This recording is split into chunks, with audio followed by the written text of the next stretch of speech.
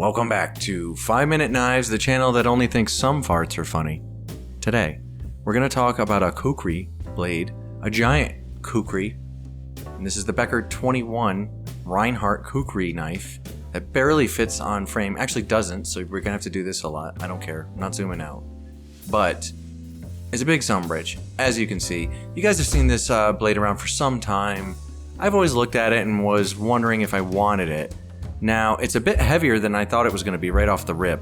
This thing is 2.3 pounds, and I think that's without the sheath even. So, it's a little chunker munker, and it's made by Becker. This is the BK21 if you're looking for it. And they run anywhere between 200 and 220. I'm seeing them online. Thank you to our friends at the Blade Ops for sending this guy in, this bad Larry Appleton, which it is certainly that. This is definitely a bad Larry Appleton. Okay? It's ferocious. 19-inch overall, it's saying, with a 13.5 black powder-coated 1095 Crovan carbon steel blade. So it's giant. These synthetic handles are like the Becker handles. I'm pretty sure you could replace these with the aftermarket. Same as the BK9, BK7. I'm pretty sure they feel the same. Correct me in the comments if I'm wrong, but I'm willing to bet you could head over to theknifeconnection.com and get some aftermarket scales for this sucker if you wanted to. Now, I'm not going to make you a sheath though. It's too big for my press, and I don't really mess with giant Kukris for sheath making. So you're at the mercy of this guy. It's plastic reinforced at the tip here, and it's got a black nylon sheath. Made in the USA. Giant lanyard hole over here. So you got plenty of room for your lanyard. It's a nice little attitude adjustment device in the bottom here, which I really appreciate, for pounding in your tent stakes and whatnot. So this is designed to be kind of like a do-it-all survival weapon, and I think they've accomplished this. The only thing I worry about is Becker's 1095 has tended to chip on me in the field, in the example of my BK9. Now Essie's 1095 will roll on me, so I think that's due to the Rowan heat treat. And let me know in the comments if you agree with that statement as per your use. But for me, out there in the woods, especially when it's cold, wintertime I'm talking, my BK9 would chip on me on occasion. And, you know, just doing things like delimbing and things like that. I love the BK9, but it sort of made me lose a little bit of faith in the Becker 1095 steel. Now, if you're out in a temperate zone, you're mostly out in the warm seasons, I think that would be diminished. I don't think that would be as much of an issue. But here's that awesome Kukri style saber grind. Nasty. I guess you would call that a saber or partial flat. I don't know. Arrives fairly sharp. Not bad. I mean, sucker just wants to yop. It's just a very good zombie implement. And I can't even really show you in camera me wielding this sucker. You're just gonna have to take my word for it. It's cool. I think it's neat. And I like these, the ergonomics of these handles are great. I could just use a little more texturing in here.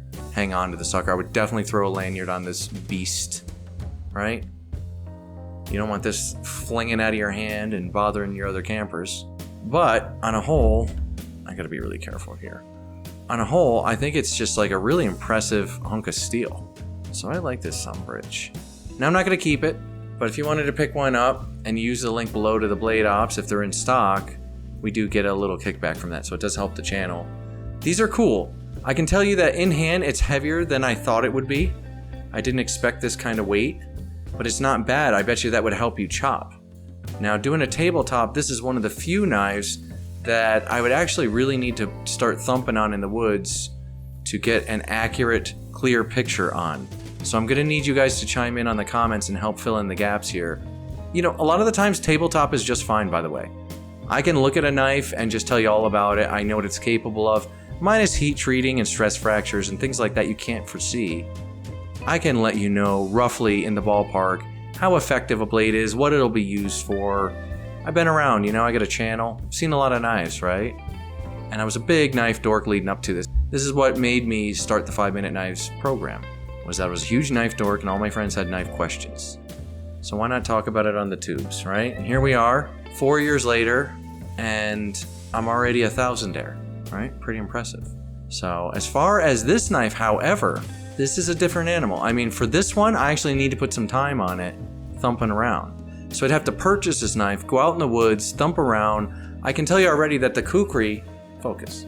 I can tell you already that the Kukri design is good for your pull cuts. If you're planing something, the chopping would be second to none. All the weight is tipped forward. This is really cool. You could do some close work in here, and although this is not a finger choil by any stretch, you could put a finger there and get some close work done. The thumb can even index on the top of the handle here, and you do have pretty good grip on this knife for some close work. So you could do a lot with this. I actually think that you could do a lot of stuff that you'd be surprised a big Kukri can do. You wouldn't think that it would be good for that. That being said, as far as its chopping ability, I did see a couple of videos online where this guy did not perform in the way that you think it would if you were holding it. With this weight, it really inspires confidence. It's very tipped forward, obviously, but even more so than some Kukris, even though the curvature is shallow. So I find that very interesting. It's mainly because of the thick stock on this Sombrich. It really lends itself to the weight. A lot of Kukris are just a full flat. They're almost machete-like in many cases. This sucker has been very reinforced by its design, and that adds to a lot of the weight. Now, you're gonna laugh, but you know what like the philosophy of use for this guy would be, in my opinion? This should go in your zombie kit.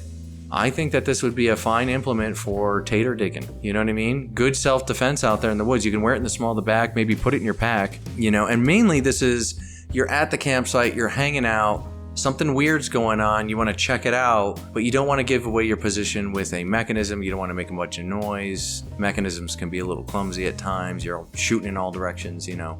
This could be something where you just go and investigate the noise around the campsite, and I think that you would be well served. I don't think that there'd be many manimals that would stand against this thing in a toe-to-toe scrappage. But that's just me. You let me know what you would use it for, and or what are you using it for if you guys own this one. I know some of you must. It's been around for a while. I always see this knife around. But personally, I just think that this is like a self-defense implement mainly. Possibly some chopping if you're without an axe or a hatchet, but I think an axe or a hatchet would dust this thing as far as wood prep, personally. And even your straighter blades you could baton with a little easier. This would be a little unwieldy because of the curvature. A little too heavy to be a machete. It kind of falls in a strange place. You know, I wouldn't really use it for brush clearing, although it can and it's intended for that.